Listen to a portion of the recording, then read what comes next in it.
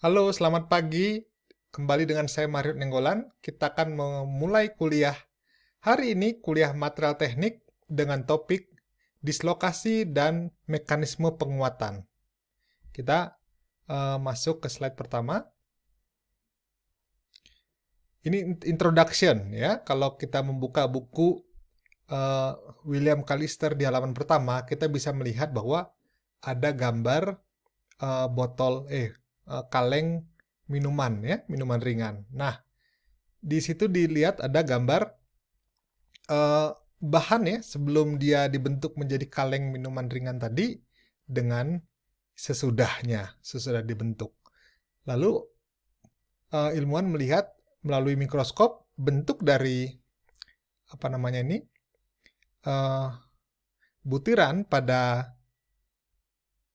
yang apa namanya bahan yang sebelum dilakukan proses drawing itu relatif bentuknya bulat atau equal. Sedangkan setelah di drawing itu menjadi pipih atau panjang.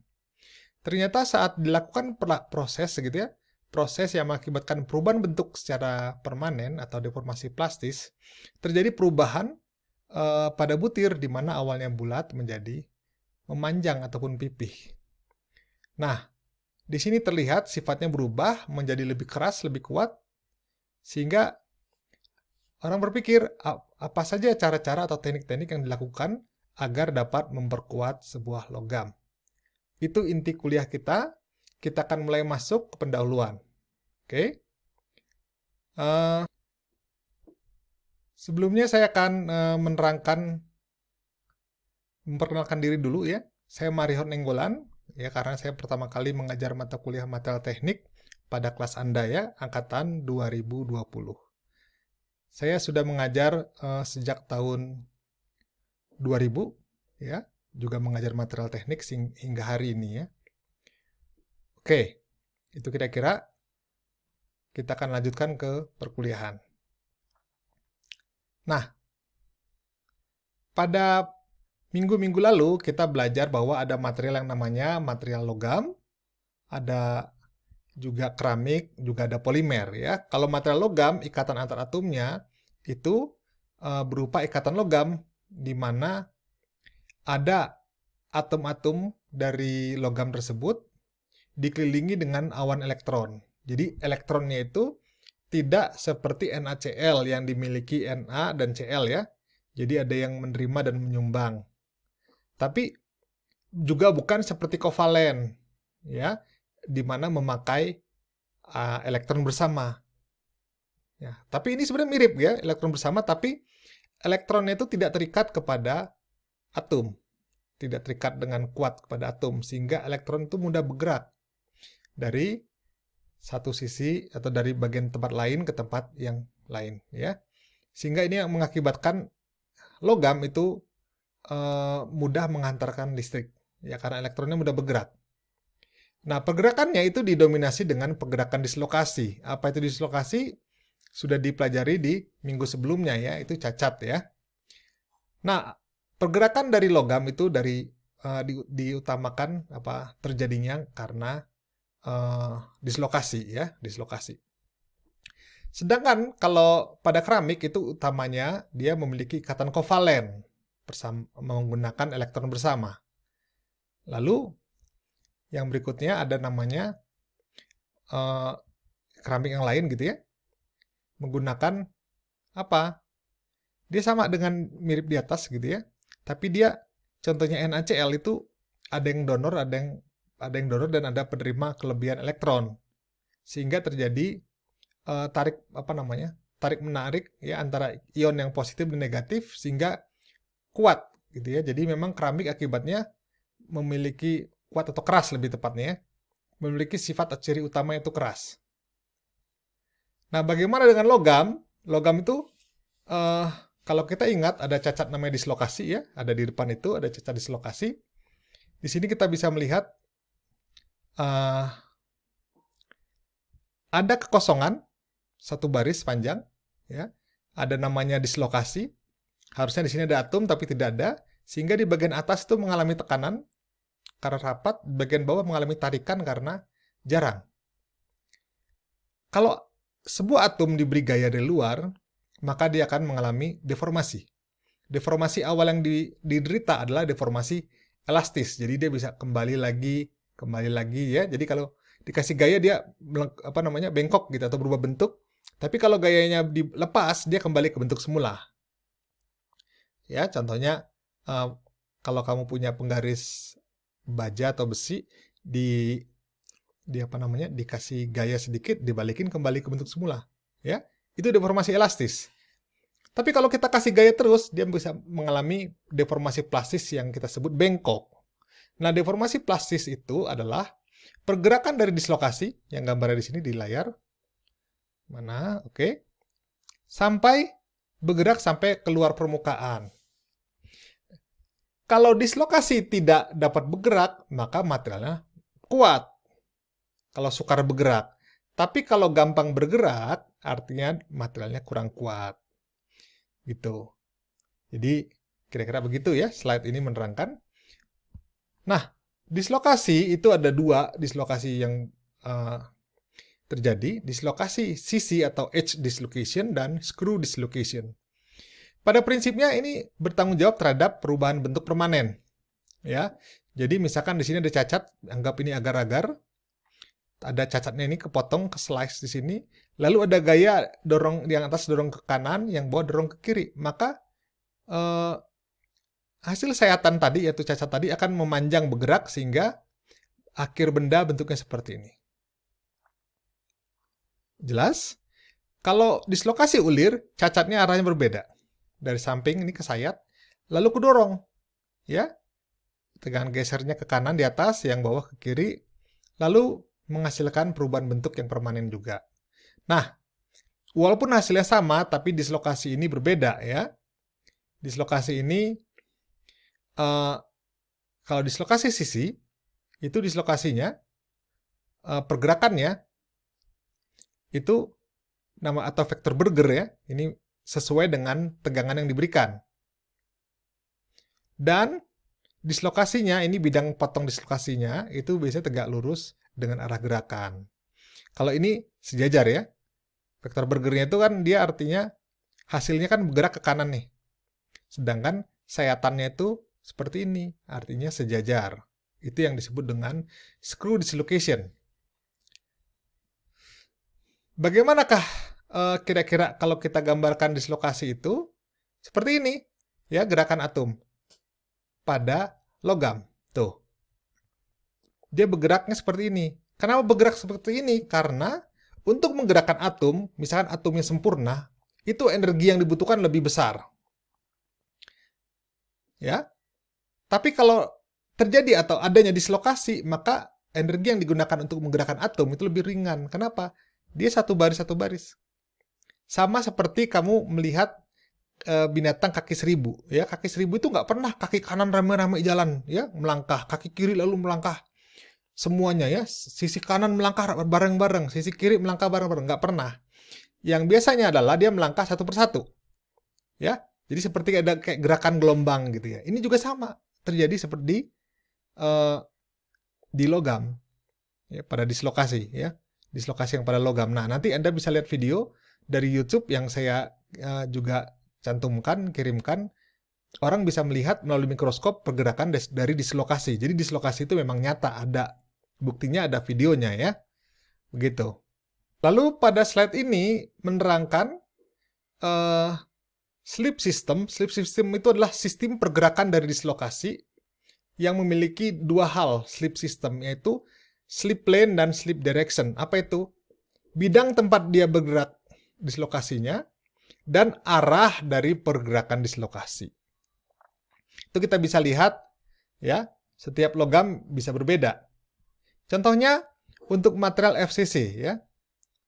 Material yang memiliki sel satuan FCC. Ya, BCC juga bisa kita bahas atau HCP. FCC ini slipnya itu terjadi pada bidang ini. ADF ya, yang diarsir ini ADF. Kenapa di bidang ADF itu, kalau kita lihat di sini, bidang ini adalah bidang paling rapat dari sel satuan tersebut. Ya, kerapatannya apa? Ada 1/3 ini Luas ini sepertiga, sepertiga ditambah 1. Lalu dibagi dengan luas ini, ya, luas sisi ini, sisi ini, sisinya yang diarsir ini, bisa kita hitung luasnya, ya, yaitu tinggi ini kali luas kali alas bagi 2. Gitu. Nah, arahnya adalah arah paling rapat, ya. Jadi kalau pergerakan dislokasinya itu dari A ke B ke D.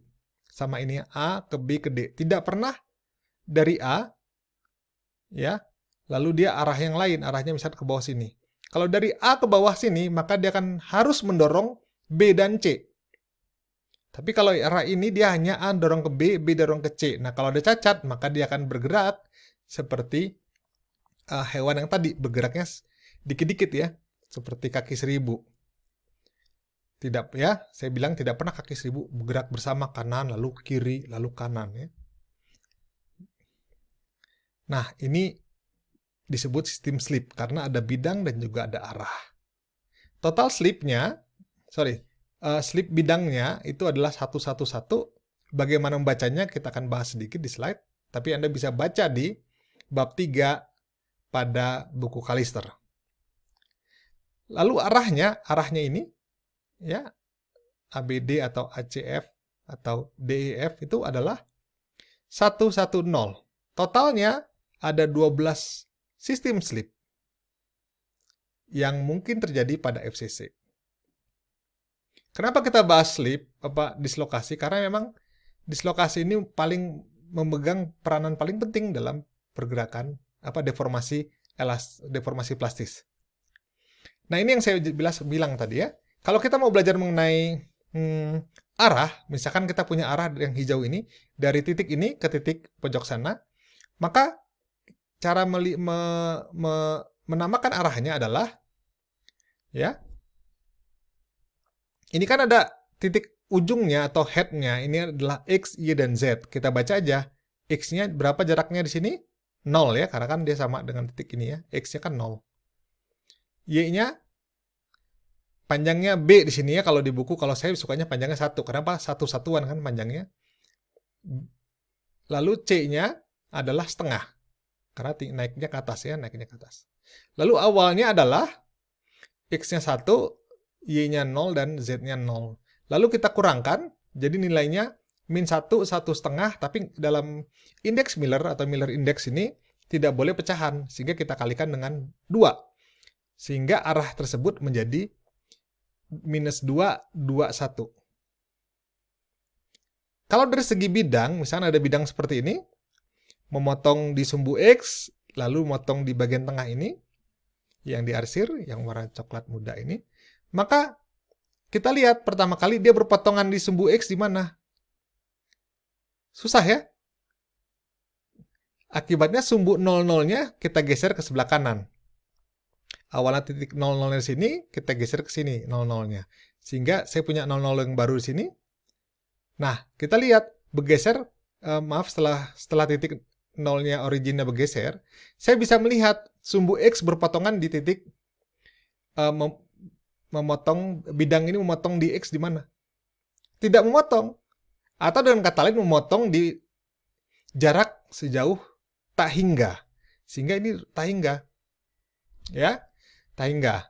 Nah, Y-nya di mana motong? Y-nya di sini. Ini kan 0. Ini motong di sini. Minus 1. Lalu di Z-nya motong di mana? Di setengah. Jadi nilainya adalah intercept-nya adalah tak hingga, minus 1, dan setengah. Lalu caranya menamakannya adalah 1 per tempat perpotongan. Jadi 1, ini kan tak hingga awalnya. Jadi 1 per tak hingga sama dengan 0. 1 per min 1 sama dengan min 1. 1 per setengah sama dengan 2. Jadi indeks Miller pada bidang ini adalah 0, 1, dan 2. Satunya min ya. 0, min 1, 2. Itu cara menamakan bidang. Oke.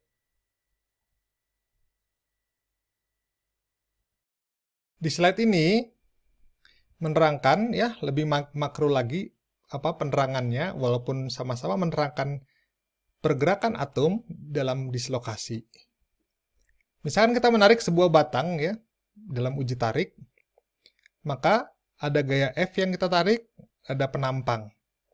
Dan di sini ada arah dari slip. Ya, bidang slip dan arah slip. Lalu terjadi pergeseran seperti ini.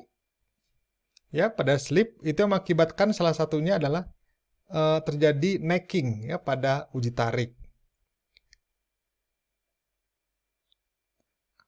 Lalu nilai tegangannya, tegangan gesernya, tau R itu adalah gaya Fs per As. Jadi kita bisa lalu turunkan, nanti ada rumus gitu ya. Di situ Tr sama dengan, tau R lebih tepatnya sama dengan sigma cos lambda cos psi ya. Nah, ini tadi gambarnya, ini dari hasil foto ya. Ternyata pada saat mereka material mengalami gaya tarik itu ada bentuk seperti ini. Bentuk terjadinya slip atau bergeser. Ini kasus pertama ya, tarik dengan sigma lalu orientasi dari bidang slipnya seperti ini. Ya, tegak lurus dengan sigma mengakibatkan tegangan tau R-nya, tegangan geser R sama dengan 0. Kalau kamu masukkan angka-angka di sini. Lalu misalkan kalau kasus berikutnya orientasinya sudut 45 derajat, maka tau R-nya sama dengan sigma per 2. Ya, sigma per 2. Nanti kalau kamu kuliah mekanika teknik nanti paham apa itu tegangan geser sama dengan sigma per 2 kalau kita pakai lingkaran Moore ya. Bisa lebih paham. Lalu orientasinya seperti ini. Nah, material ya yang ada di alam atau hasil pabrik itu biasanya orientasinya nggak satu seperti ini ya, tapi dia berupa multikristal. Jadi butiran-butirannya itu arahnya bermacam-macam, sehingga disebut isotropik. Nah, kalau isotropik itu biasanya dia kasusnya mengikuti ini ya, gitu. Tau maksimumnya pada sudut 45 derajat. Oke.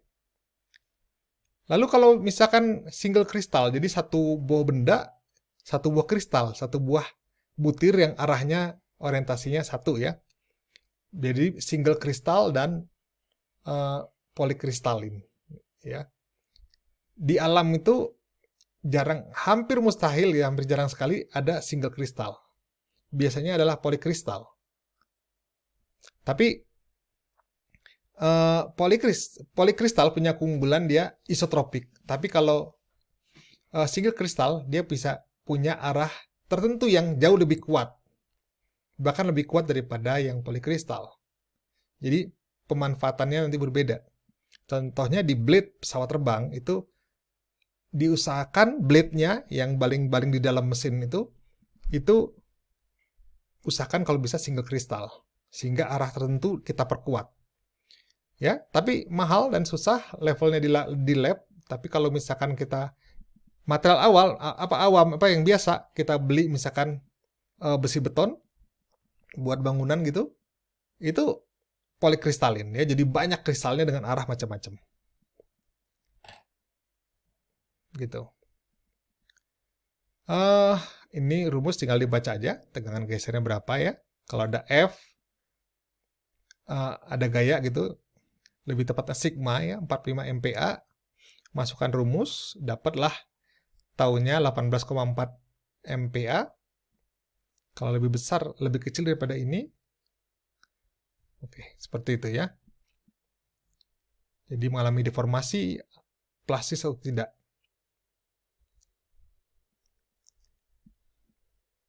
Jadi kalau kasus ini lebih kecil, will not cause the crystal to yield. Jadi tidak mengalami deformasi plastis. Lalu, sama ini pembahasannya. Berapa tegangan sigma yield yang dibutuhkan untuk membuat dia yield? Dihitung aja, tinggal rumusnya sama, 50,5 megapascal. Tapi ini levelnya single kristal ya. Nanti kita biasanya nggak pakai single kristal. Kenapa? Karena umumnya adalah multikristalin. Atau disebut polikristalin. Nah, kita masuk ke polikristalin. Jadi ini ada butir ya. Lihat ini butir. Ada butir lagi yang di sini. Orientasinya ini ke sini. Ya, kelihatannya. Salah satuannya begitu. Ini arahnya ke sini. Ini arahnya ke sini. Nah, itu disebut butir ya. Polikristalin banyak butir, banyak butir atau banyak kristal. Itu inti utamanya. Lalu kalau misalnya materialnya itu adalah kita beli langsung gitu ya, material yang normal tadi saya bilang, misalkan materialnya adalah besi beton atau plat baja, itu kalau kita lihat di mikroskop bentuknya seperti ini. Ya, butirannya. Caranya gimana Pak? Bisa lihat Pak, caranya digosok dulu sampai halus, ya, diamplas sampai amplas 2000. Lalu setelah amplas 2000 lalu di lab dipakai yang lebih halus ya. Pakai odol gitu digosok-gosok. Lalu kita kasih larutan misalkan HCl berapa 2 detik, 3 detik, lalu kita bersihkan, lihat di mikroskop ada kelihatan nih butir-butiran seperti ini. Nah, ini isotropik, jadi kekuatan arah sumbu X ditarik atau sumbu Y atau sumbu Z kekuatannya sama. Tapi kalau di roll, maka dia menjadi pipih seperti ini. Ya, memiliki pipih seperti ini, akibatnya kekuatan tarik arah sana jauh lebih kuat daripada arah yang lain. Sehingga menjadi material anisotropik gitu ya. Nih. Arah sini lebih kuat. Sama miripnya menerangkannya seperti pelepah pisang. Pelepah pisang kamu tarik arah panjangnya susah sekali. Tapi kalau arah melebarnya mudah robek ya. Seperti itu. Itu termasuk dalam analogi dari segi isotropik dan anisotropik. Oke, video pertama sampai sini, kita lanjut ke video kedua. Saya Marik Nenggolan.